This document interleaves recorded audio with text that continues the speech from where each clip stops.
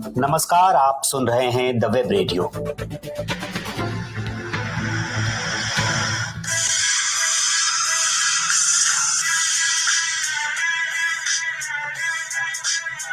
You must have figured out the seemingly hot topic for today's podcast.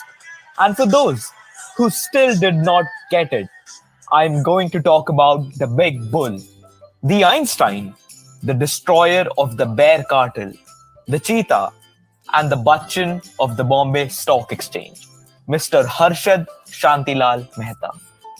Before jumping into the podcast, let me introduce myself again to all my listeners. I'm your host, Prithu Shandilya, and you are now listening to The Shortcast, my own podcast. A very new addition today is this new series where I'll be reviewing documentaries and web series that leave an impact on me personally. So, why is Harshad Mehta around 2 decades of his death becoming the hotspot, attracting everyone's attention? The answer is very simple. The new series on Sony Live, Scam 1992, the Harshad Mehta story, is out now for streaming, resulting in this havoc in the media world. For those of you who haven't yet watched this series, it's a dear request you must watch it. This might contain some minor leaks and spoilers, though I have tried to avoid as many as I could. So, without wasting any more time, let's begin analyzing this web series. Based on the book The Scam, Who Won, Who Lost and Who Got Away by Suchita Dalal and Debashish Basu. For all the book nerds, The Scam 2 is a gripping read if you want to start off with the book first. But the adaptation really did wonders. So it's divided in 10 episodes of an average watch time of 50 minutes per episode. The series progresses with immense focus on character development and timing. It highlights Harshad's journey from the rag to the riches and how a person so desperately driven by an ambition to create history tends to exploit the loopholes present in the money market, the banking system, creating history, indeed, by scamming 5,000 crores. The opening episode was a blockbuster itself, and it's carefully timed and planned, with each character making its appearance in the story for future development. Harshad, played by Prateek Gandhi, too enters the world of share markets as a jobber in the Bombay Stock Exchange and tries to make a fortune by establishing connections.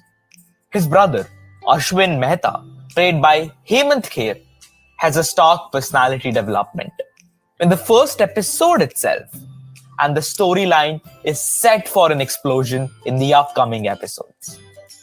So the next 3 episodes have an importance of their own, as they portray Harshad's ascent from a common jobber in the Bombay Stock Exchange to a broker to the king of the business. It also depicts how he defeats the bear cartel, the ones which profit from a low Sensex in their own game to secure his position. And a special mention to Satish Kaushik for his outstanding performance as the bear trader. The second and the third episode also show his entry into the money market, where the foreign banks have a strong monopoly over the government bonds.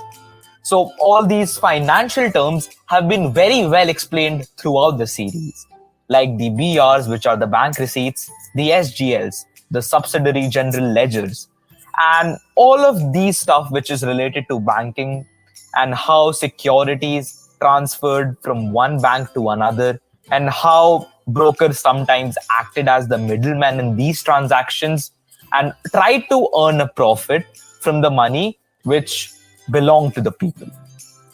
So this would ultimately lead the battle which would result in India's biggest financial scam. So this was also a setup for the next upcoming episodes for that blockbuster release that this was India's biggest financial scam. The dialogues, the punchlines make their appearance in this segment, and they do leave an impact on the viewer, as it surprisingly left on me. The last set of episodes are of rapid shift and twists in the storyline, but nowhere does Hansal Mehta leave the track.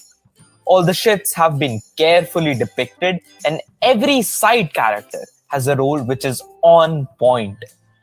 Be it the family members, be it Harshad's clients, be it the CBI officers, or be it the RBI governor, the finance minister, Chandraswamy, who has been just named Swami in the series, etc.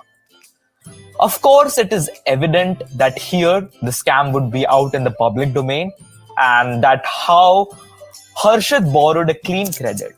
So what is a clean credit? It's a loan without any collateral. Collateral being any asset that the borrower has against the loan that he or she borrows. And within the form of security dealings with the SBI, the State Bank of India, and how Harshad invested that money in the share market for his own profit. So it was like an interlinking scam, linking the money market with the share market.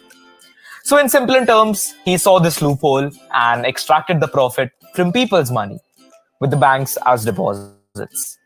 Also, the storyline leaves it up to the viewers to decide whether Harshad was a hero for the common man or a fraudulent scamster, providing both sides of the story for the same. The ending was quite a heartbreak, but a solid end to the structurally strong plot. Pratik Gandhi's acting has been marvelous throughout the story, and he does steal the show, becoming the Harshad Mehta, a mixture of overconfidence and arrogance. The great man. And surprisingly, the theme music is as groovy as the series. Kudos to Achint Thakkar, who has made this background music and the theme music, who developed the background music. And of course, needless to say, it was used at perfect timings in the series. And as Harshad says, it takes time for something to become big and timing to destroy something big. Definitely a masterpiece that is binge worthy, and I advise you to take the risk, क्योंकि अगर risk है तो इश्क है. So we now come to the end of this review. Hope you enjoyed today's podcast. This was something very different and something out of the ordinary that I had not planned, but it's something that just came to my mind, and I like doing this. So stay safe and be quarantined, and stay tuned to the shortcast for more great updates. Thank you, listeners.